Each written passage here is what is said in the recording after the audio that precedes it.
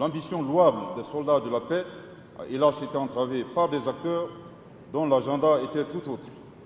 Parmi ceux-ci figure la junte française aveuglée par les réflexes coloniaux et qui demeure l'un des promoteurs du terrorisme dans le Sahel.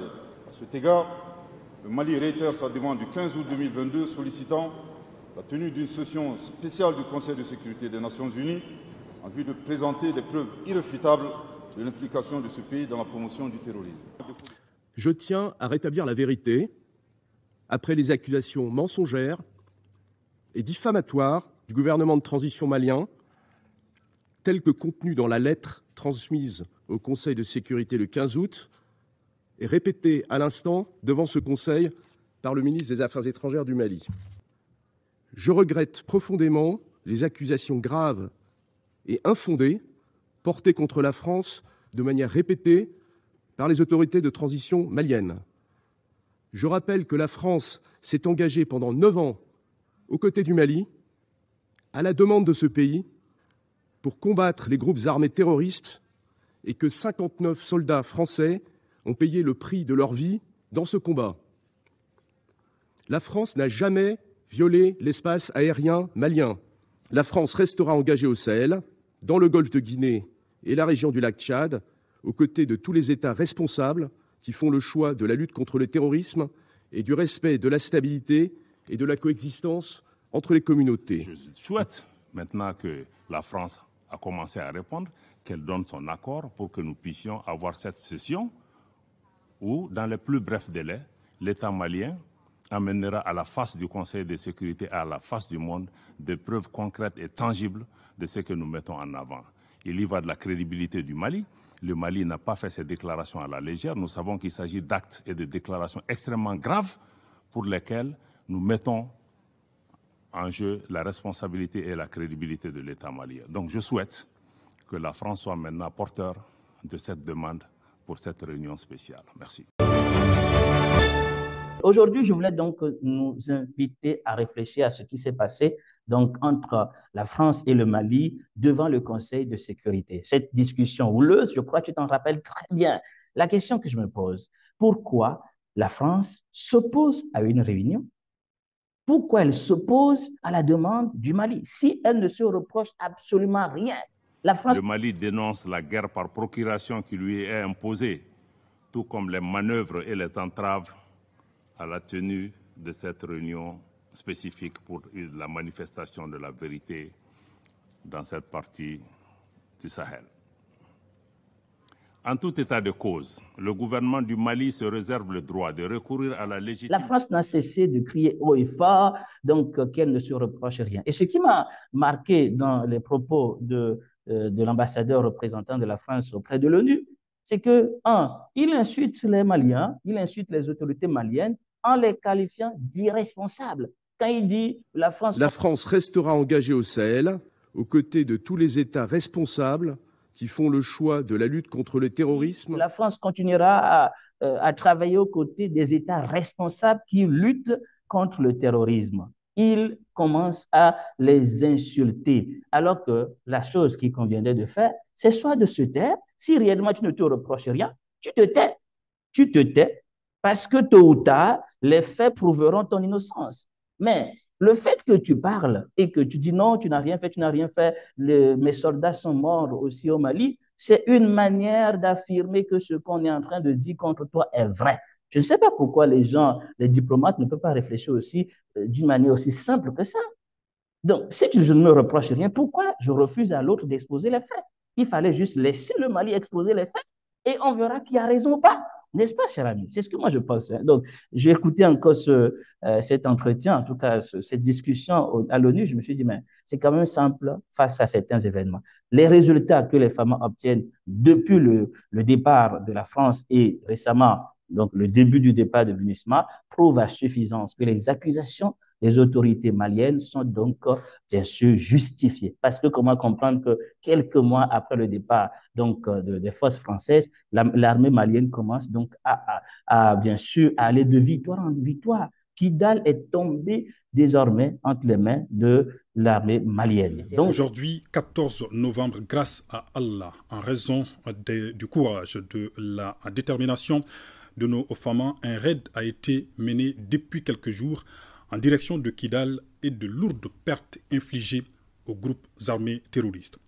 Aujourd'hui, nos forces armées de sécurité se sont emparées de Kidal. Donc, ça prouve que les Français n'étaient pas là pour maintenir, en tout cas pour lutter contre le terrorisme, mais pour maintenir la situation telle qu'elle était et l'empirer davantage pour justifier leur présence. Je ne sais pas si tu te rappelles d'un propos d'un Français, j'ai oublié qui il est, j'ai oublié son titre, il disait qu'il faut que la France reste aussi longtemps que possible au Sahel. Nous ne pouvons pas quitter le Niger et je suis donc pour le coup dans les 19% des sondés qui pensent que la France doit rester présente militairement non seulement au Niger mais ailleurs en Afrique. Notre retrait nous coûterait très cher à terme. Nous avons besoin de rester très présents sur le continent africain.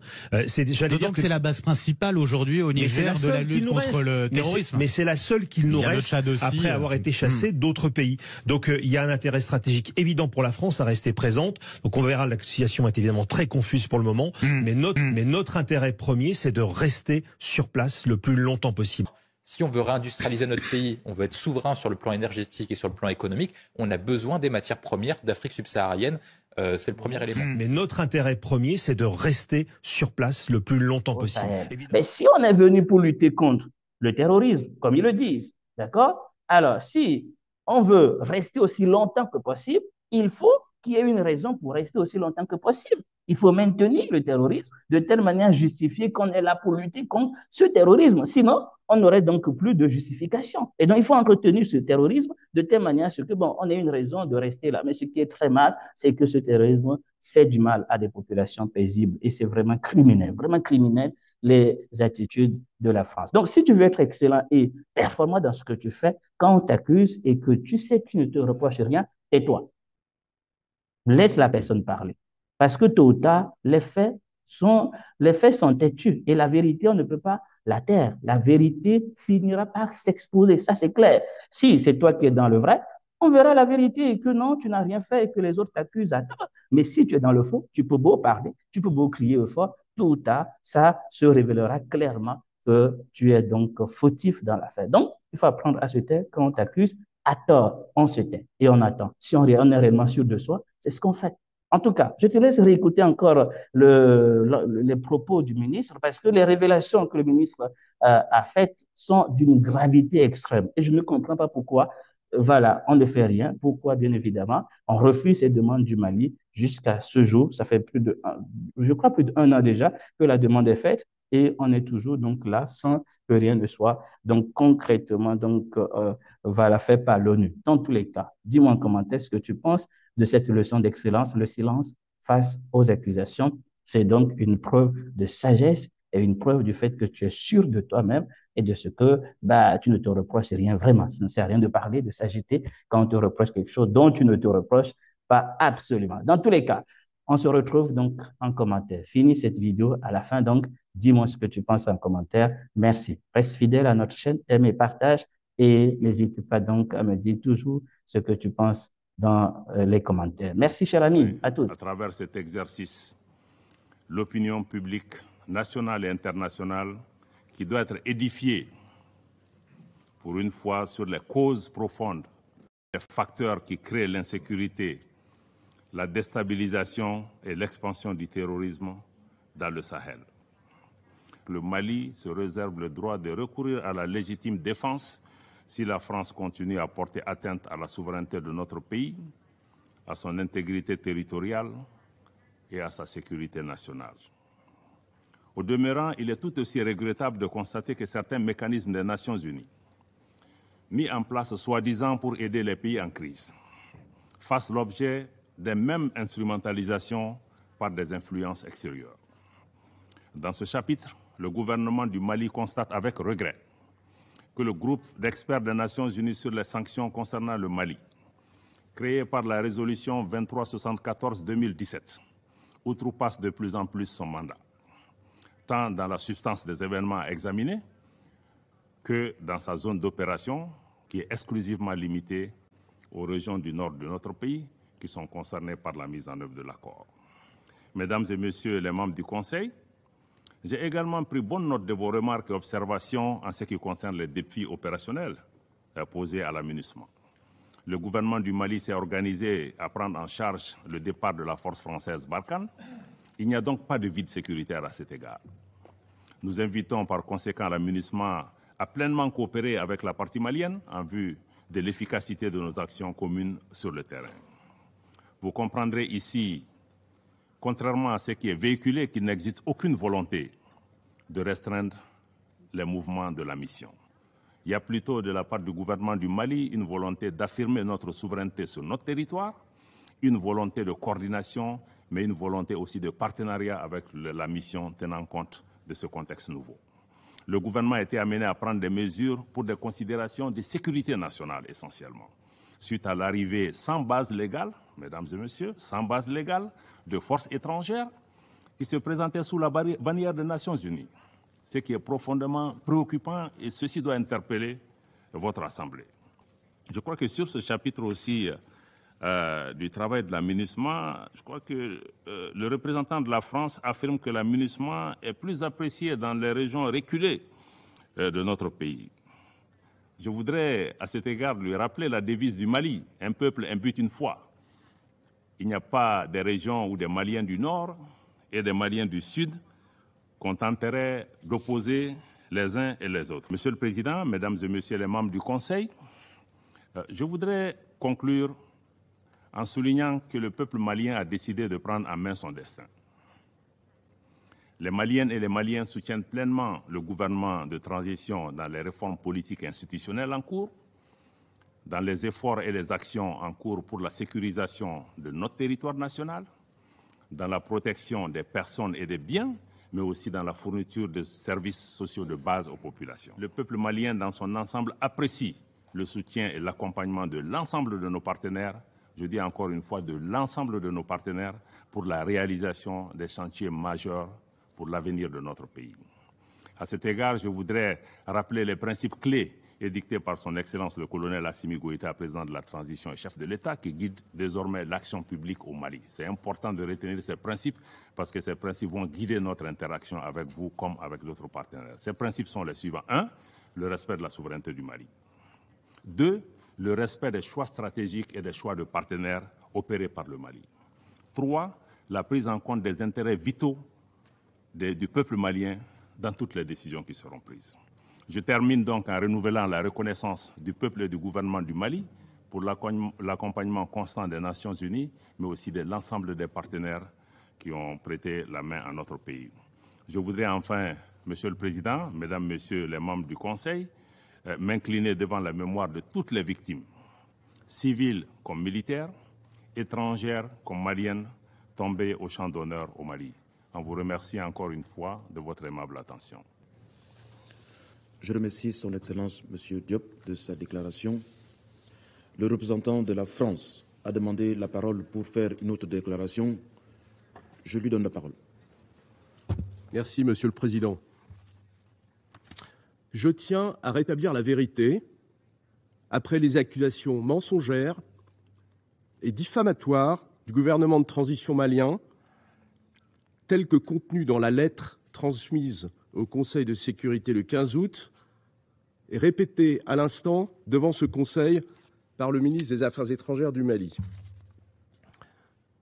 Je rappelle que le redéploiement de l'opération Barkhane en dehors du territoire malien s'est achevé le 15 août avec le départ du Mali du dernier soldat français. Le communiqué publié à cette occasion par la présidence de la République française a été transmis aux membres de ce Conseil. Cette manœuvre de redéploiement avait été décidée le 17 février dernier à la suite d'une concertation approfondie avec l'ensemble des partenaires engagés dans la lutte contre le terrorisme au Sahel. Elle reposait sur le constat que les conditions politiques et opérationnelles n'étaient plus réunies pour rester engagée au Mali. La France en avait rendu compte devant ce Conseil. Elle a toujours fait preuve de transparence à l'égard de la communauté internationale et ce, depuis le début de son intervention militaire au Mali en 2013, intervention qui reposait sur une demande des autorités maliennes. Dans ce contexte, je regrette profondément les accusations graves et infondées portées contre la France de manière répétée par les autorités de transition maliennes. Je rappelle que la France s'est engagée pendant 9 ans aux côtés du Mali, à la demande de ce pays, pour combattre les groupes armés terroristes et que 59 soldats français ont payé le prix de leur vie dans ce combat. La France n'a jamais violé l'espace aérien malien. Je conteste formellement toute violation du cadre juridique bilatéral. La France se conforme aux prescriptions de l'accord conclu par l'échange de lettres en 2013. Malgré la dénonciation unilatérale et injustifiée de cet accord par le Mali, le 2 mai dernier, la France restera engagée au Sahel, dans le golfe de Guinée et la région du lac Tchad, aux côtés de tous les États responsables qui font le choix de la lutte contre le terrorisme et du respect de la stabilité et de la coexistence entre les communautés. Nous poursuivrons le combat contre le terrorisme en coordination avec l'ensemble de nos partenaires et nous continuerons également à soutenir les populations civiles qui sont les premières victimes du terrorisme. Je vous remercie. Je remercie le représentant de la France de sa déclaration. Il n'y a plus d'oratrice ou d'orateur.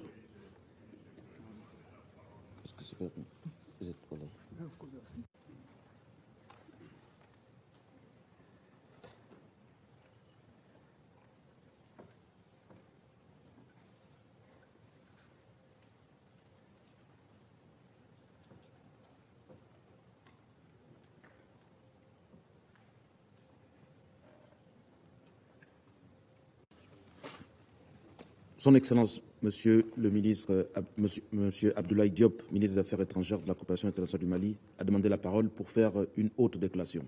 Je la lui donne. Merci, Monsieur le Président. Je m'excuse vraiment de devoir prendre la parole parce que je pensais que la réunion était terminée. Je crois que je ne vais pas aller dans le détail pour répondre aux déclarations qui ont été faites par le représentant de la France. Mais je crois que sa prise de parole justifie encore une fois la session que le Mali a demandée pour pouvoir présenter ces éléments. Parce que nous n'avons pas eu l'occasion de pouvoir présenter ces éléments. Je souhaite maintenant que la France a commencé à répondre, qu'elle donne son accord pour que nous puissions avoir cette session où, dans les plus brefs délais, l'État malien amènera à la face du Conseil de sécurité, à la face du monde, des preuves concrètes et tangibles de ce que nous mettons en avant. Il y va de la crédibilité du Mali. Le Mali n'a pas fait ces déclarations à la légère. Nous savons qu'il s'agit d'actes et de déclarations extrêmement graves pour lesquels nous mettons en jeu la responsabilité et la crédibilité de l'État malien. Donc je souhaite que la France soit maintenant porteur de cette demande pour cette réunion spéciale. Merci.